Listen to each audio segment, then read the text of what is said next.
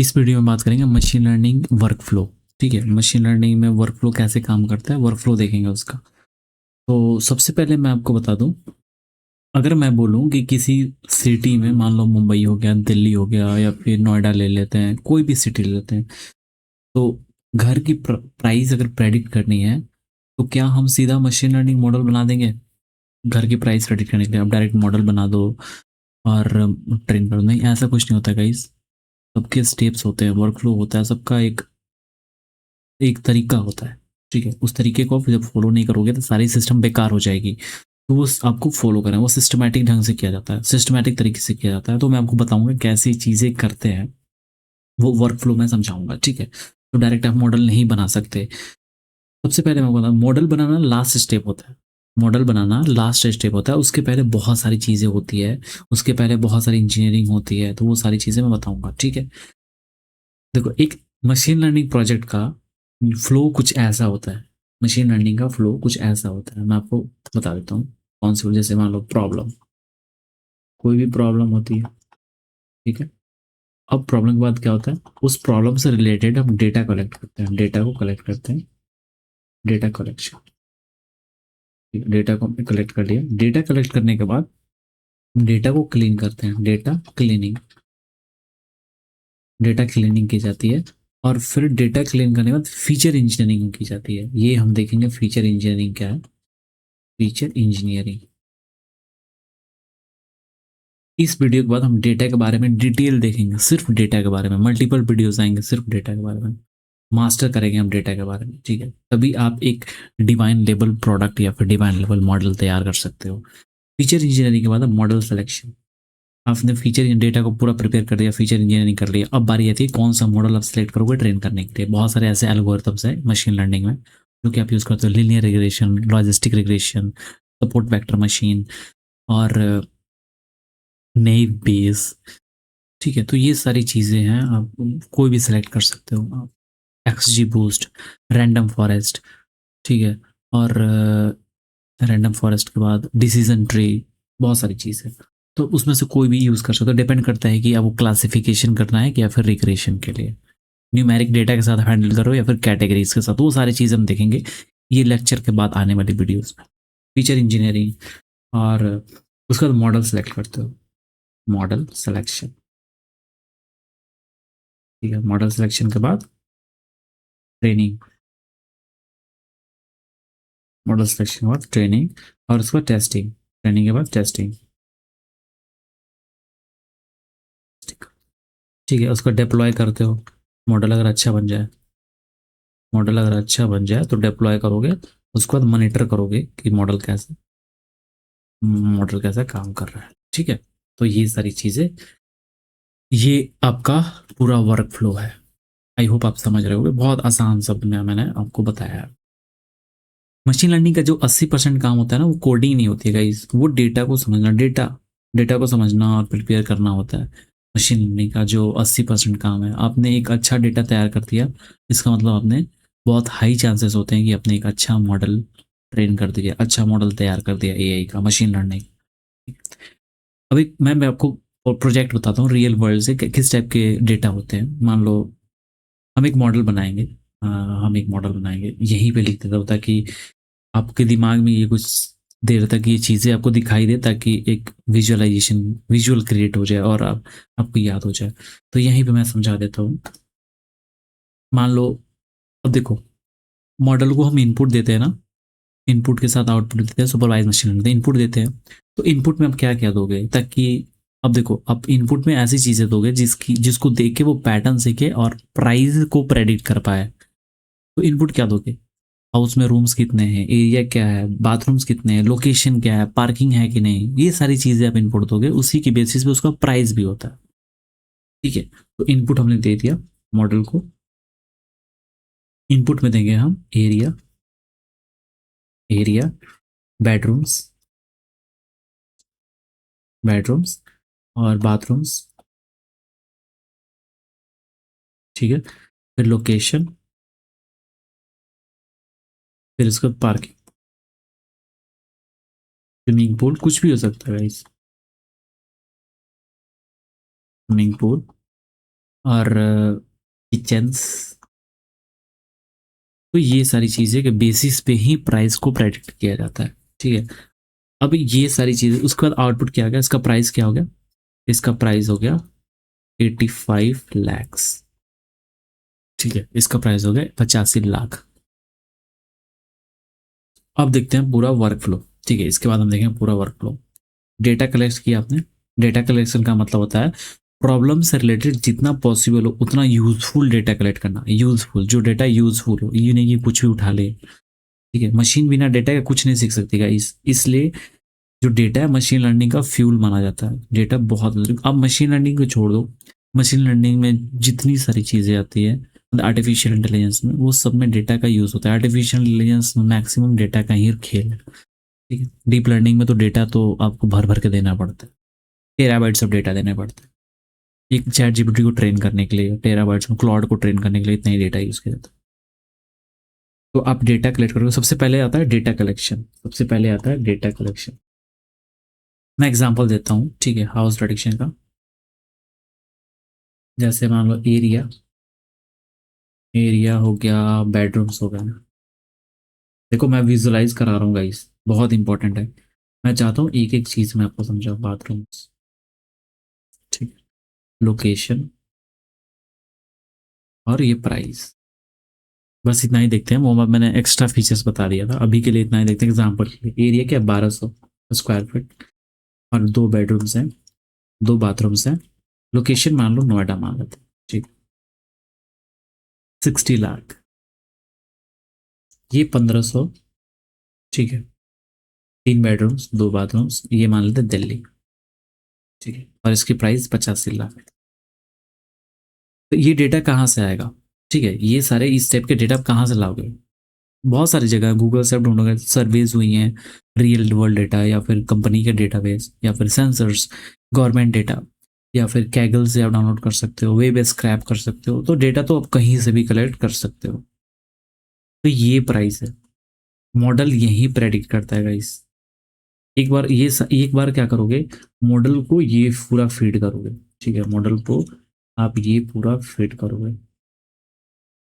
Price के साथ, price के साथ फीड करोगे ये पूरा एकदम, मॉडल को दे दोगे। मॉडल सीखेगा कि इस, मतलब पैटर्न सीखेगा कि ये चीज़ पे इतनी प्राइस हो रही है। अब उसके बाद क्या होगा, आप सिर्फ मॉडल की टेस्टिंग करिए। ये क्या होगा, ट्रेनिंग के लिए, ट्रेनिंग, ट्रेनिंग टाइम, सुपरवाइज की बात कर रहा हूँ। अब बारी आती है फिर से, अब उसके बाद आप क्या दोगे, इतना ही डेटा दोगे आप।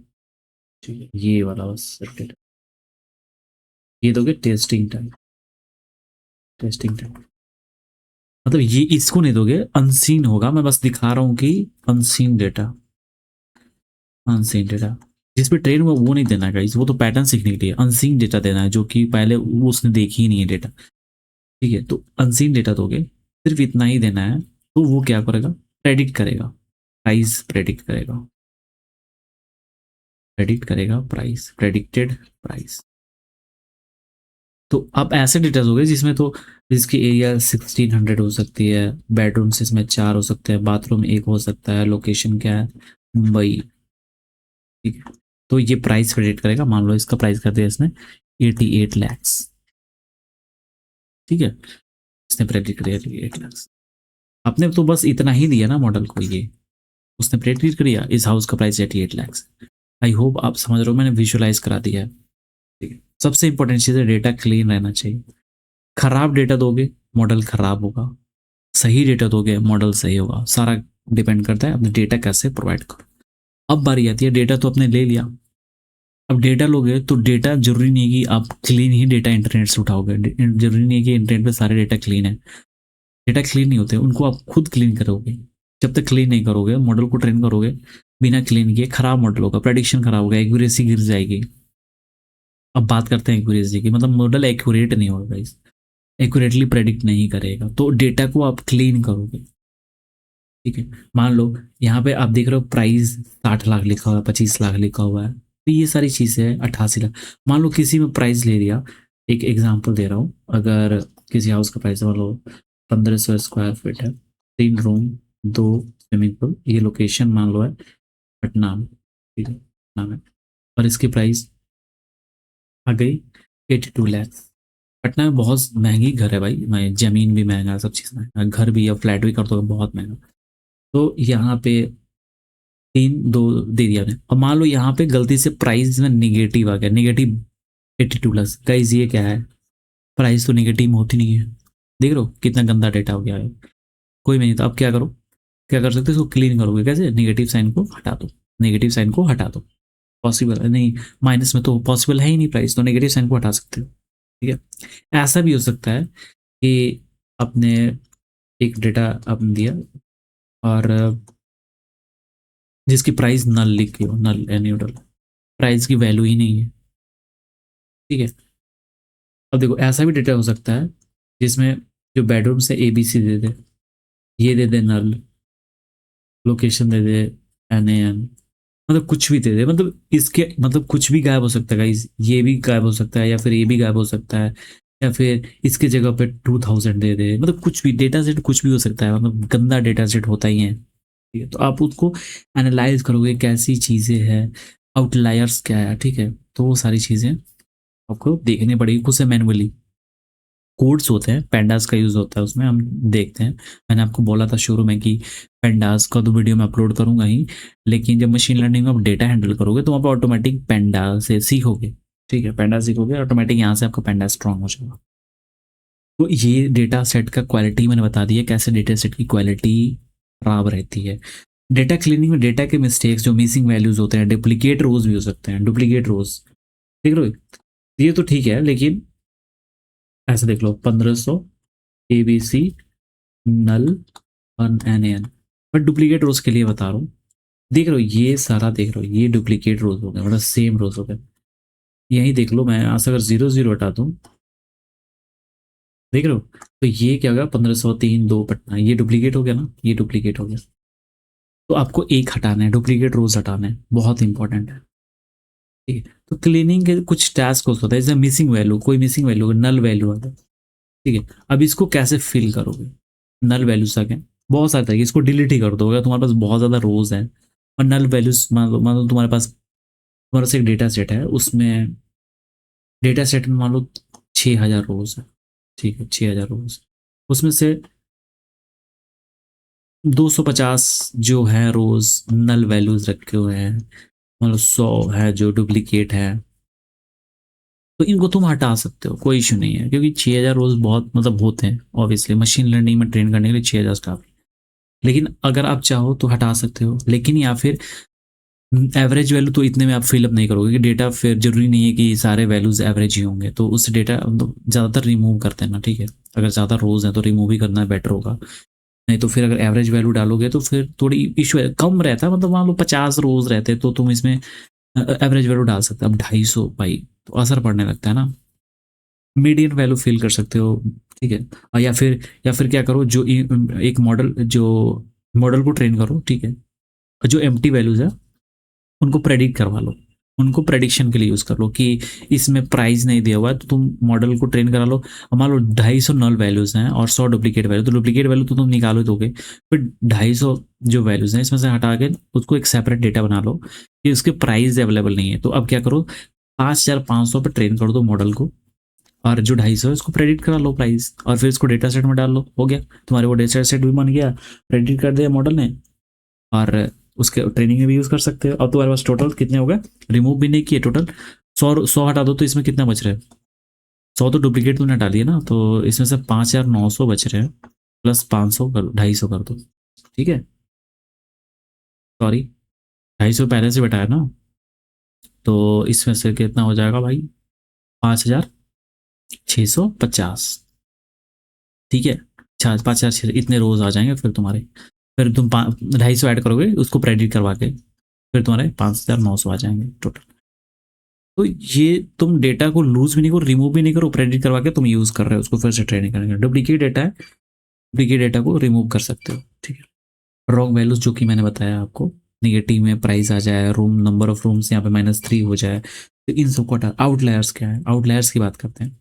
आउटलायर्स ये होते हैं कि मान लो कुछ प्राइस मैं देता हूँ, कोई घर के प्राइस है 40 लाख, 80 लाख, 55 लाख, ठीक है, 90 लाख, ये सब तुमने बोला। मान लो कोई हाउस का प्राइस आ जाए 900 करोड़, 900 करोड़, तो ये तो आउटलायर भाई, तो इसको हटाना ही पड़ता है ना, तो ये बहुत खतरनाक हो सकता है। ठीक है, तो ये सारी चीज़ें चेक करनी पड़ती है, वो हम चेक करेंगे कैसे आउटलायर्स चेक करते हैं किसी डेटा में। अब बारी आती है फीचर इंजीनियरिंग की। फीचर इंजीनियरिंग की ये बिगिनर का सबसे कंफ्यूजिंग टॉपिक है, मैं भी कंफ्यूज होता। सबसे पहले बात करेंगे फीचर्स होते क्या हैं। फीचर्स क्या होते हैं, तो मैं बता दूं, ये जो इनपुट दे रहे हैं हम यहाँ पे, एरिया, बेडरूम्स, बाथरूम्स, लोकेशन, ये सारे फीचर्स होते हैं गाइस, ये सारे फीचर्स है। इसमें टोटल 4 फीचर्स हैं, 4 फीचर्स। नहीं तो किसी फ़ोन के फीचर्स क्या क्या होते हैं, कोई फ़ोन के फीचर्स क्या हैं, या फिर किसी शॉपिंग की दुकान पे जाते हो, कोई सामान खरीदने पूछते हो इसके फीचर्स क्या क्या हैं, इस फ़ोन में क्या क्या फीचर्स हैं, उसी के बेसिस पे, फीचर्स के बेसिस पे प्राइस होती है किसी प्रोडक्ट की। जैसे आप कुछ भी खरीदने जाओ, टीवी खरीदने जाओ, वॉशिंग मशीन खरीदने जाओ, तो उस फीचर के बेसिस पे ही उसकी प्राइस सेट की जाती है, राइट। तो ये फीचर्स है उस हाउस के, और प्राइस सेट की गई है उसी फीचर्स के बेसिस पे। ठीक है, तो ये फीचर्स ही होते हैं जो इनपुट देते हैं, इनपुट को फीचर्स बोलते हैं, इतना ध्यान में रखना, मैं जो बोल रहा हूँ प्लीज याद कर लेना। इनपुट को ही, जो इनपुट ऑफ मॉडल फीचर्स, ये क्या है, टारगेट है। जो प्राइस है टारगेट, आपकी जिंदगी का टारगेट क्या है, कुछ अच्छा करना, ठीक है। तो इसका टारगेट क्या है, प्राइस को प्रेडिक्ट करना, ये टारगेट है। इस टारगेट को हम लेबल भी कहते हैं, ठीक है, लेबल्स। तो ये डेटा सेट के साथ लेबल लगा हुआ है, ठीक है। फोन खरीदने जाते हो, फोन पे लेबल लगी होती है प्राइस की, प्राइस की लेबल लगी हुई होती है, वही लेबल है गाइस। मैं बस रिलेट कर रहा हूँ चीज़ों को ताकि आप समझो क्लियरली। तो ये इसको लेबल्स बोलते हैं, टारगेट है, ठीक है। आई होप आप समझ रहे हो अभी। तो ये मैंने आपको बता दिया फीचर इंजीनियरिंग। अब इसमें आपको इंजीनियरिंग करना है, जो फीचर्स कैसे सही है ना, सारे फीचर्स है ना, कौन सा फीचर आपको यूज़ करना है, कौन सा फीचर यूज़ नहीं करना है, और प्राइस मतलब फीचर्स को क्लीन करना है, रिमूव करना है, डुप्लीकेट चीज़ें, ये सारी चीज़ें होती है। रॉ डेटा को मशीन के लिए यूज़फुल बनाना, और जो रॉ डेटा है उसको मशीन के लिए यूज़फुल और इंफॉर्मेटिव फीचर्स में कन्वर्ट करना ही फीचर इंजीनियरिंग है, फीचर इंजीनियरिंग है। तो आप एक तरह से फीचर इंजीनियरिंग से एक बेटर डेटा सेट तैयार करते हो मॉडल को ट्रेन करने के लिए। मान लो बात करते हैं फीचर इंजीनियरिंग में कुछ चीज़ें आती है, बर्थ ईयर की मान लेते हैं आपको। तो आपका ईयर, बर्थ ईयर 2000 है, लेकिन इसकी ज़रूरत तो है ही नहीं। तो आप क्या कर सकते हो, इसको हटा दो, बर्थ ईयर को हटा दो। इंपॉर्टेंट है एज, एज तो आप एज को रख सकते हो, एज 26, ठीक, तो आप एज को रख सकते हो। या फिर एक ऐसा कोड चलाओ कि बर्थ ईयर की जरूरत ही नहीं है, अब करेंट ईयर काउंट कर लो, ठीक है, करंट ईयर काउंट को 2026, और चल रहा है 2000 से, 2000 का जन्म है तो काउंट कर लो, 26 साल हो गया। तो यहाँ पे इसको रिप्लेस करके 26 26 लिख सकते हो, ठीक है। तो बर्थ ईयर को अपने रिप्लेस कर दिया। जब से आपको पता चले कि मुझे एज की जरूरत है, ईयर की जरूरत नहीं है, तो इसको कन्वर्ट कर सकते हो, ये फीचर इंजीनियरिंग है। मान लो एक और एग्जाम्पल ना, 20 जुलाई 2024, अब इसमें जुलाई की जरूरत नहीं है गाइस। देखो टेक्स्ट, मशीन को हमेशा डेटा न्यूमेरिक फॉर्म में देना होता है, टेक्स्ट के फॉर्म में कुछ भी नहीं दिया जाता है। डीप लर्निंग में इमेज नहीं प्रोवाइड करते भाई, उस इमेज को आप न्यूमेरिक में कन्वर्ट करके प्रोवाइड करते हो, मैट्रिक्स में कन्वर्ट करके। आप टेक्स्ट कभी समझेगा ही नहीं मॉडल, कंप्यूटर हमारा टेक्स्ट नहीं समझता है, न्यूमेरिक ही समझता है। तो इस जुलाई को आप क्या करो, कन्वर्ट कर दो 6 कर दो, क्योंकि जुलाई छठा महीना है ना, तो इसको 6 कर दो, तो 26 2026 डेट कन्वर्ट हो जाएगा, ठीक है।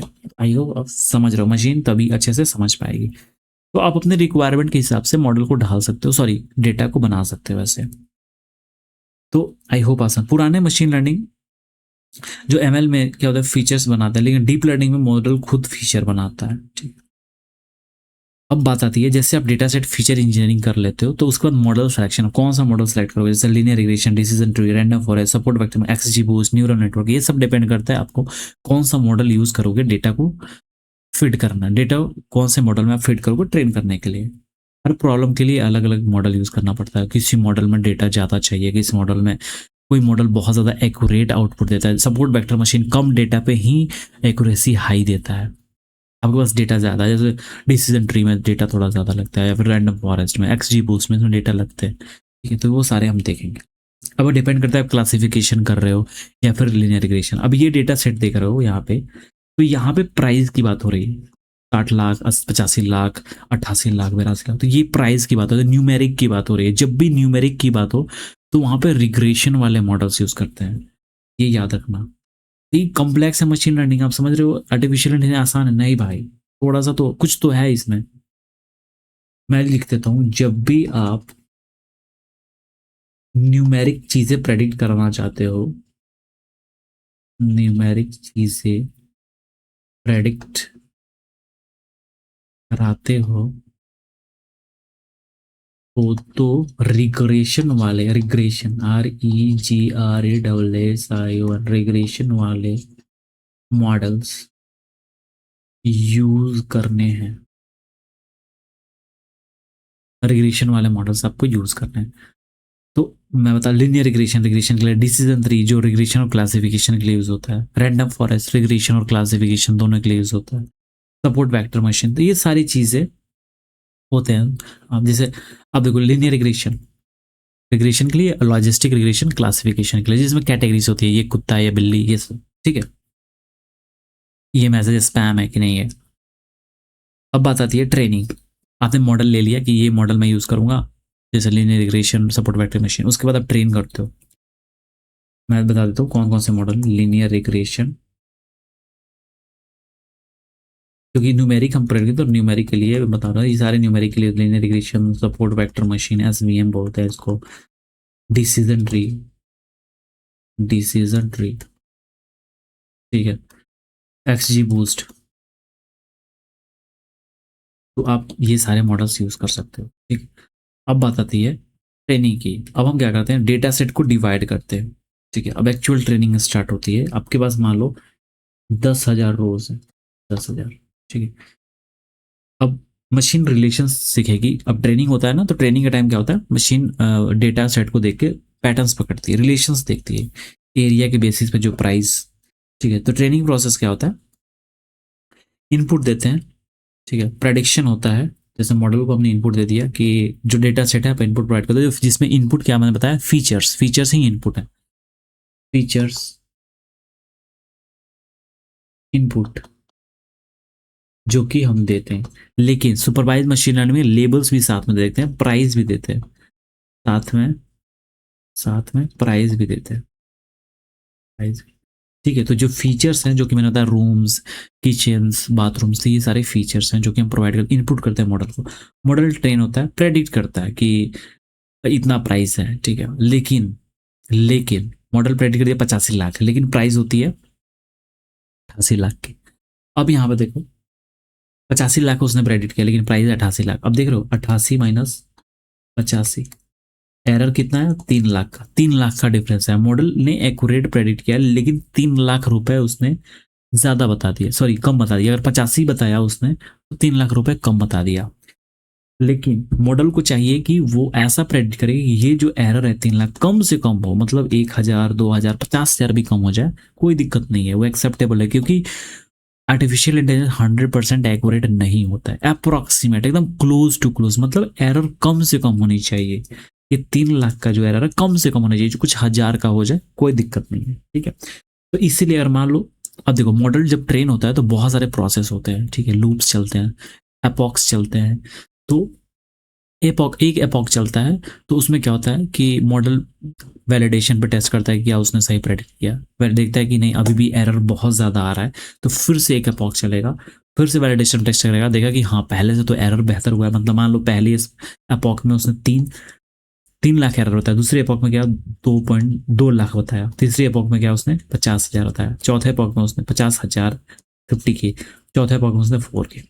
देख रहे हो, जितना बार जैसे आप कोई मैथ का क्वेश्चन बनाते हो, जितनी बार प्रैक्टिस करते हो मैथ, उतनी ज़्यादा आप एक्यूरेट होते हो, खुद को एक्सपीरियंस जैसे गेन करते हो ठीक है, उतना अच्छे से क्वेश्चन सॉल्व कर पाते हो। सेम वही चीज़ है, जितनी ज़्यादा एपॉक चलेगी उतना ज़्यादा मॉडल एक्यूरेट होता है और अच्छे से लॉस, ये जो एरर है इसको एरर बोलते हैं गाइस।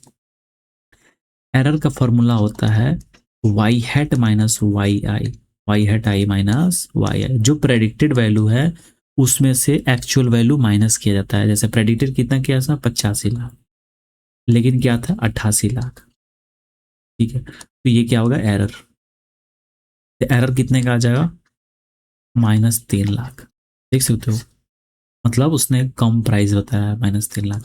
अभी इसको कम करना है गाइस, इसको कम करना है, होना चाहिए, मतलब ये चाहते हो कि अब इतना ज़्यादा गैप तो नहीं होना चाहिए, अब चाहते हो कि ऐसा प्राइस होता है जो बहुत क्लोज हो, जैसे 5,000 पे उसने, अब ये आप मानो 88 लाख तो वो बता दे आपको 87,50,000 बता दे, ठीक है गाइस, 50,000 इतना, 88 लाख बहुत ज़्यादा अमाउंट होता है, उसमें 50,000 इधर उधर बता दे, कोई दिक्कत नहीं है, कम से कम एक्यूरेट तो है, क्लोज तो है, ठीक है। तो ये बहुत ज़्यादा, तो जैसे जैसे, तो मशीन लर्निंग का यही गोल होता है कि एरर बहुत कम है। आपका भी ये इंटेंशन होना चाहिए कि मैं एक ऐसा डेटा सेट प्रिपेयर करूं जिसका एरर बहुत कम है।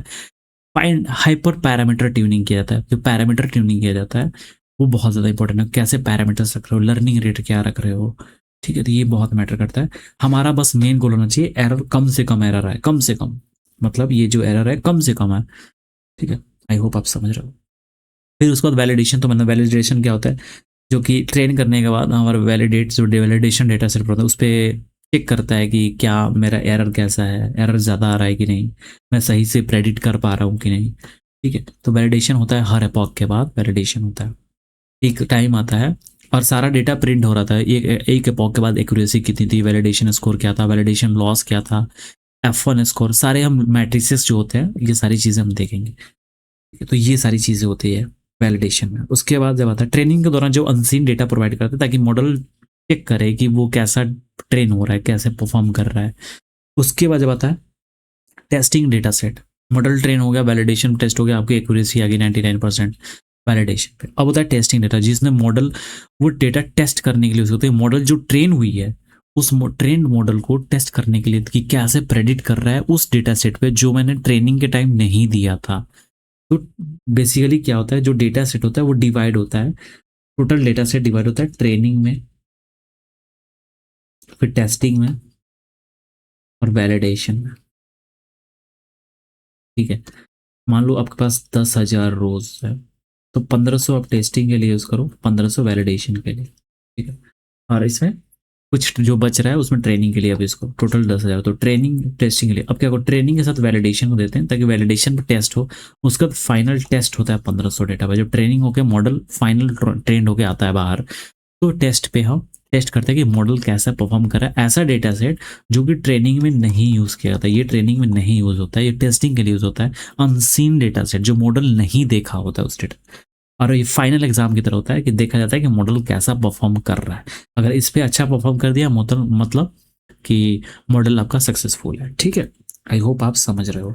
अब उसके बाद ट्रेनिंग कर लिया, टेस्टिंग कर लिया, मॉडल सक्सेसफुल हो गया, आप उसके बाद क्या करोगे, डिप्लॉयमेंट करते हो, डिप्लॉय, मॉडल सही काम करेगा तो ऑब्वियसली आप डिप्लॉय करोगे, वेबसाइट पे, मोबाइल ऐप पे, रोबोट में, कार में, क्लाउड में। जरूरी नहीं कि आप मशीन लर्निंग, गाइस यहाँ पे मशीन लर्निंग की बात हो रही है, इसका मतलब सिर्फ मशीन लर्निंग है, आप डीप लर्निंग की बात करो, ट्रांसफॉर्मर्स, LLMs, कंप्यूटर विजन से रिलेटेड सेम चीज़ वहाँ पे भी होता है, सही, ठीक है। वैलिडेशन वहाँ पे भी होते हैं, टेस्टिंग वहाँ पे भी होते हैं, उसके बाद डिप्लॉय किए जाते हैं बड़े बड़े प्रोजेक्ट्स, प्रोडक्शन लेवल जो इंडस्ट्री बेस्ड प्रोजेक्ट होती है उस वहाँ भी सेम चीज़ किया जाता है जो आप यहाँ पे सीख रहे हो। बस प्रॉब्लम ये है कि आप एक LLM ट्रेन नहीं कर सकते एक एक RTX 4060 पे, या फिर T4 टेस्ला का जो T4 GPU है, वो भी एनवीडिया का ही है, नाम टेस्ला है, तो उस पे आप T4 पे जरूरी नहीं है कि आप वहाँ पे लाखों पैरामीटर्स, करोड़ों पैरामीटर्स के LLM ट्रेन कर सकते, नहीं, यहाँ पे हम छोटे मॉडल्स बनाते हैं क्योंकि हमारे पास सिस्टम है ही नहीं, हमारे पास उतने बड़े बड़े सिस्टम्स हैं ही नहीं गाइस, तो छोटे छोटे मॉडल्स ट्रेन कर सकते हैं, समझ रहे हो। तो ये सारी चीज़ है। अमेजॉन एग्जाम्पल मैं दे देता हूँ, डिप्लॉय कर सकते हो, आप कहीं भी डिप्लॉय कर सकते हो, वेबसाइट पे अमेजॉन का जो क्लाउड है वहाँ पे डिप्लॉय कर सकते हो, कंटेनर में डाल सकते हो, क्यूबरनेट्स में, या फिर ये सारी चीज़ें, उसको मॉनिटर कर सकते हो आपका मॉडल कैसा परफॉर्म कर रहा है। तो ये सारी चीज़ें मैंने आपको बता दिया, कंप्लीट वर्क फ्लो मैंने बता दिया, ठीक है। अब एक बार मैं आपको कंप्लीट वर्क फ्लो का एक स्ट्रक्चर बना देता हूँ। जैसे मान लो प्रॉब्लम क्या है, problem statement, house price predict करना, प्रॉब्लम स्टेटमेंट, ठीक है, प्रॉब्लम स्टेटमेंट, फिर उसका डेटा कलेक्शन, डेटा कलेक्शन, ठीक है, डेटा कलेक्ट कर लिया आपने और उसको डेटा क्लीन करोगे, डेटा क्लीन, डेटा क्लीन करने के बाद फीचर इंजीनियरिंग, फीचर इंजीनियरिंग मैंने बताया था, जैसे मान लो 2000 में जन्म हुआ है लेकिन आप चाहते हो कि वहाँ पे 2 ईयर के बदले एज आ जाए, तो आप कैलकुलेट कर लो 2000 से अभी तक का, समझ रहे हो, तो ऐसे वहाँ पे एज आ जाएगा। या फिर जैसे डेट मान लो 2 जुलाई 2026 है तो जुलाई को हटाना पड़ेगा, तो ये सारी चीज़ें फीचर इंजीनियरिंग में आती है, ठीक है।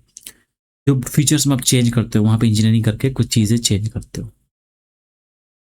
मॉडल सिलेक्शन, आप फीचर इंजीनियरिंग के बाद क्या करोगे, मॉडल को सिलेक्ट करोगे कि कौन से मॉडल का यूज़ करके मैं ट्रेन करूँगा। मॉडल सिलेक्शन के बाद ट्रेनिंग होती है, ट्रेनिंग होती है। अब ट्रेनिंग के बाद वैलिडेशन, जो मैंने बताया था आपको, वैलिडेट किया जाता है कि मॉडल ट्रेन हुई है कि नहीं। उसके बाद टेस्टिंग होता है अनसीन डेटा पे। उसके बाद कहते हैं मॉडल को डिप्लॉय करते हैं, राइट।